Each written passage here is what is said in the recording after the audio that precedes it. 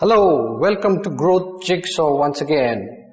Today I'm talking to business leaders, managers, department heads and other business functionaries who have problems keeping people accountable. You've been used to hearing excuses when you demand performance, and you're probably pulling your hair trying to figure out how to make the team accountable. So this talk and a series of talks that I'm going to have on this topic are to help you develop the tools that you require to make your people accountable.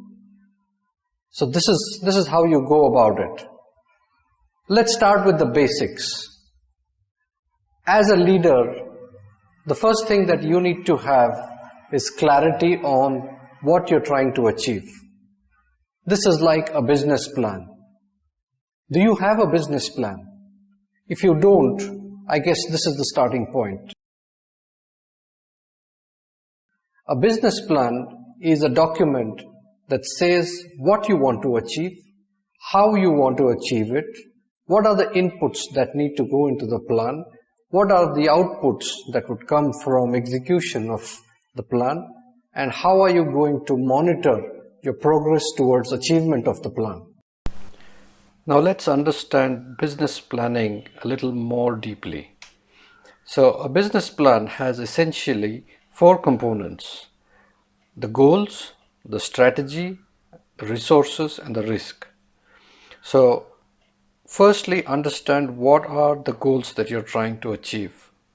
If possible, keep them measurable and time-bound and simple and easy to understand. Then define your strategy of how you're going to go about achieving those goals. So the strategy would mean the specific components which would actually add into actually achieving the goals. Then list out the resources that you need in order to do all of this. So define what kind of people you need, what are the supporting services you need, what budgets and financial support do you need to achieve this. And finally, define the risks of actually this business plan not working out. Identify what could probably go wrong.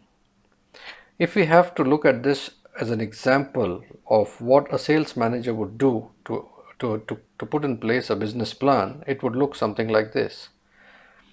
He would define his goal as a certain sales turnover to be achieved within a certain time-bound period.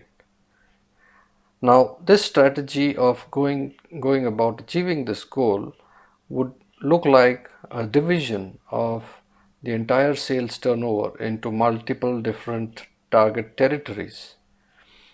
It could also be a division between different product verticals. Depending on your business, you would be able to define your strategy accordingly.